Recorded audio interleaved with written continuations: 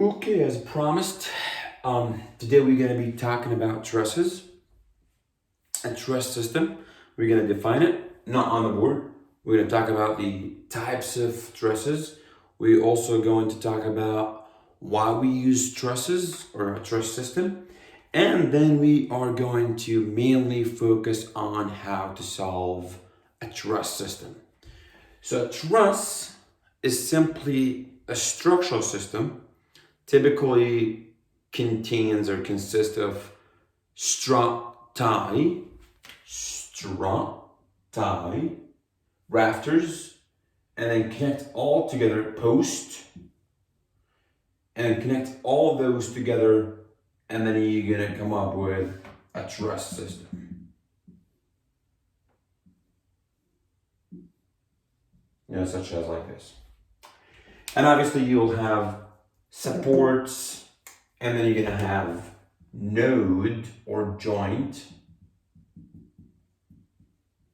and then you're gonna have members. But keep in mind that there's a really variety of use in a truss system. Bridges, warehouse, buildings, airports, so many things. Typically is well used if you have like a long span and then you want to minimize cost for material, so you could have a truss system. Type of trusses, there's so many things like king, queen, post, I think Warren, K, there's so many things. But we mainly are going to be focusing on how would you solve a truss system. Because what we're looking for when we solve a truss system, we're looking for the internal forces. Again, if you have a system like this,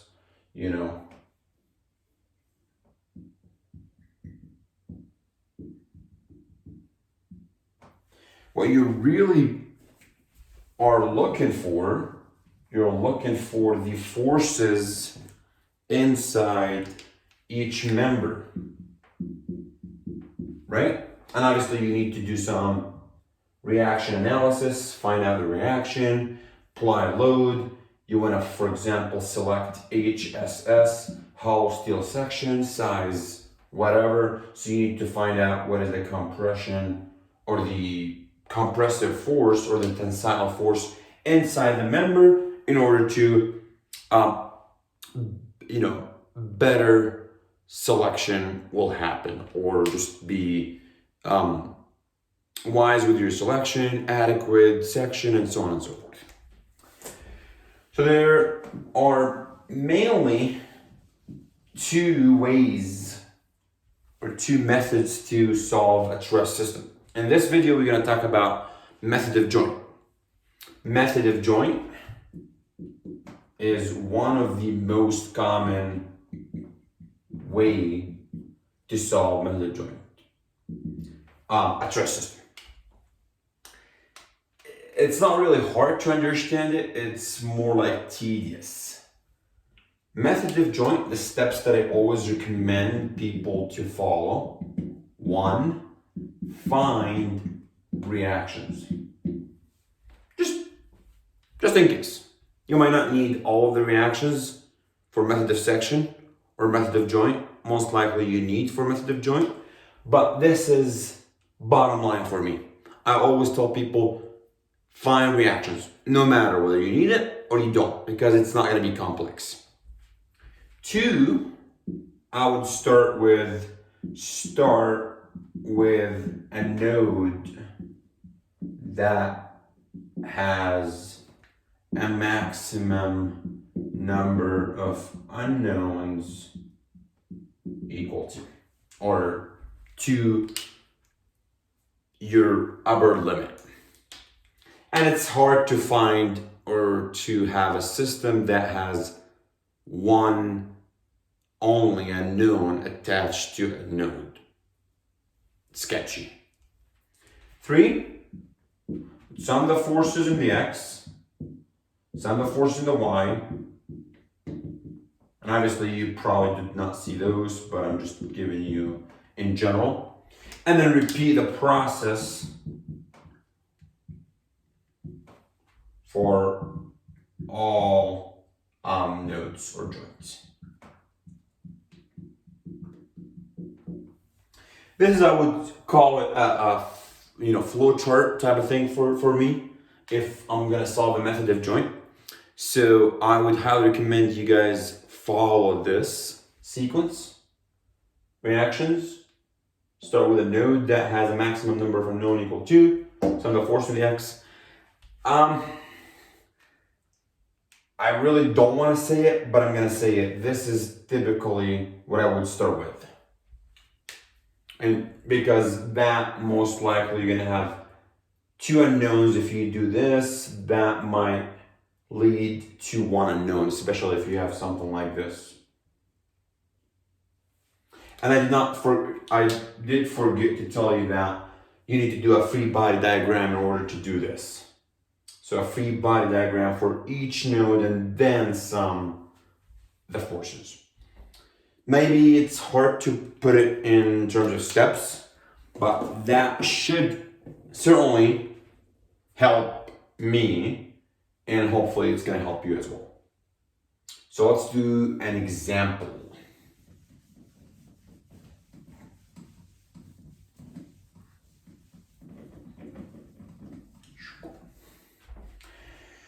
So let's see what I'm going to come up with.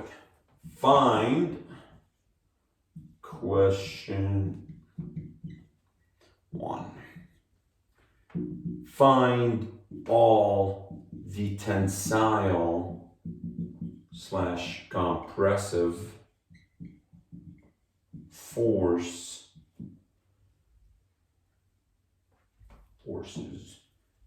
inside each member. And we're going to have a sketch. Let's see. I'm thinking about something like this.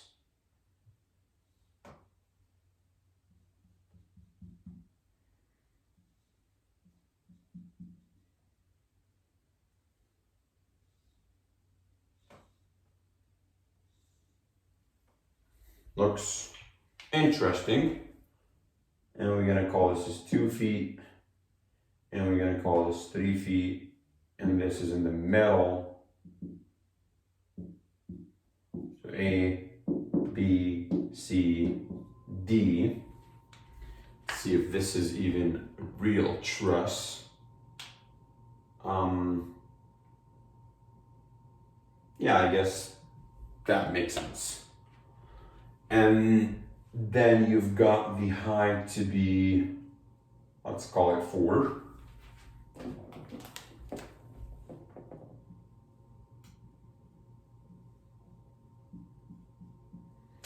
And let's apply a force right there. 3 kips. And let's see. That's it. It's pretty simple truss. Kind of weirdly oriented, but it should not be too bad to solve. So I'm gonna write fun. And I'm gonna start with the first step. If you go back, here we go. Find reaction. So sum of the moment, I'm gonna start with moment at A equals 0. I've got Cx, and obviously Ax will be equal Cx opposite, and Ay will be clearly 3 kips, right? So sum of the forces in the sum of the moment at A equals 0. So we've got Cx counterclockwise times 4 minus 3 times 1.5, right? Because that's in the middle, equals 0. So Cx equal 4.5 over 4 kips. which is what? 1/2, so I think 1.125. I'm not mistaken. So your AX, so sum of the forces in the X, that gives you negative CX plus AX equals 0. So AX should be 1.125 kips. Right? So we found this to be 1.13, let's call it, and then this 1.13 kip. So next, you could do node A because 1, 2 attached to it, so 2 unknowns. You could do C, but certainly you can't do B, D right away. So I'm gonna draw a free body diagram of A. I'll give you a second here to catch up with me on the reactions, and then let's go.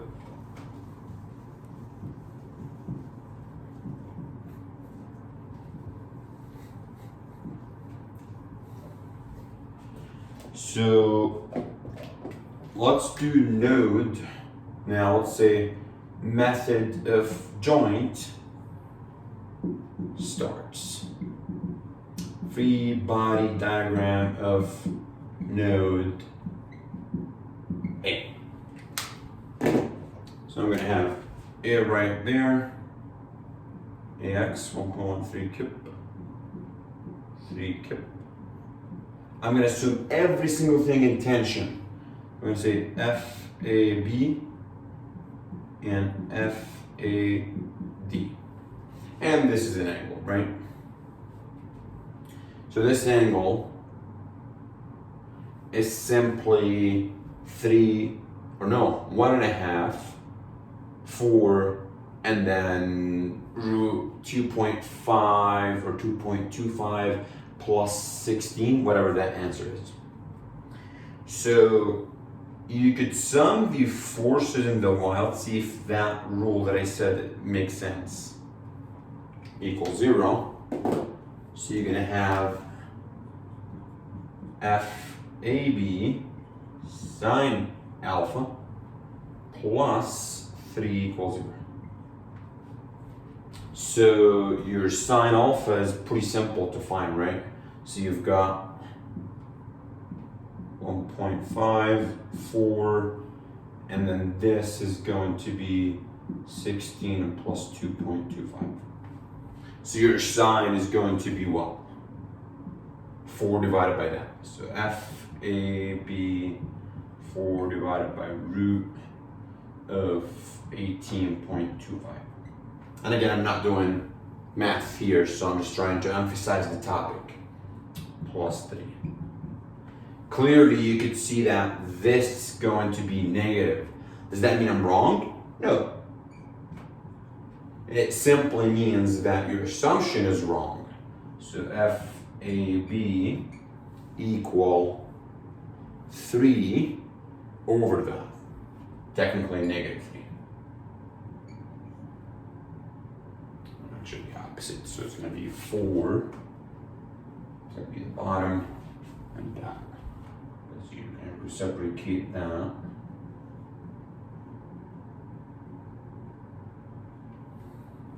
And whatever that number is, that would be 4.2. So the total would be probably close to 3.1, 3.2, something like that. So hypothetically, let's say -3 or +3.2 kips compression. Because I assume tension is positive, compression is negative. Once I know this, I could sum the forces in the X. So I could go here, I'm gonna erase this for a second. Or actually, let me erase this part. And this part.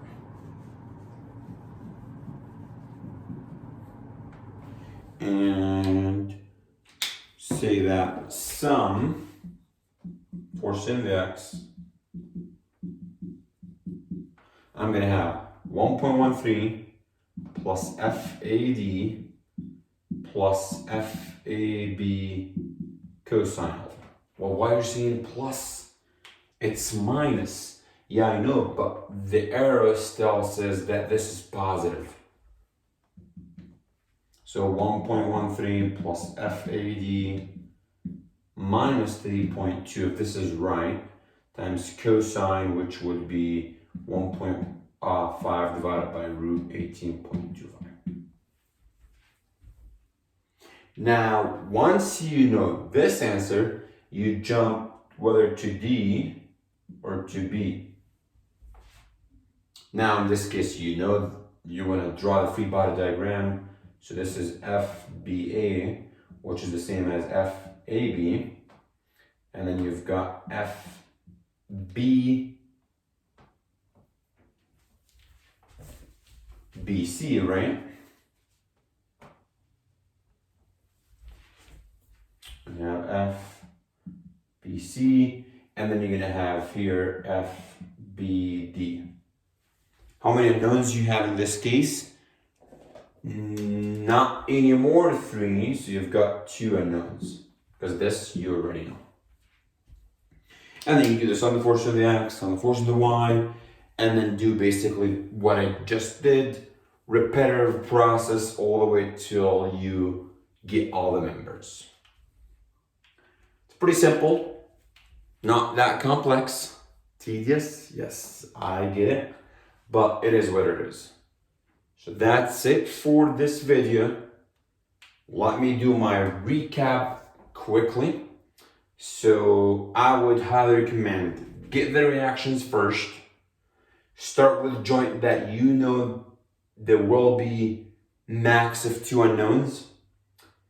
From there, draw the free body diagram, show your exerted forces versus reaction, exerted versus reaction. And then do sum of the force in the x, sum of the force in the y. You don't have to pay attention if you really want to do x or y first. It doesn't really matter. And then what you need to do next is just basically repeat yourself and jump in from one case to, or from one node to another node. And as always, we'll say peace.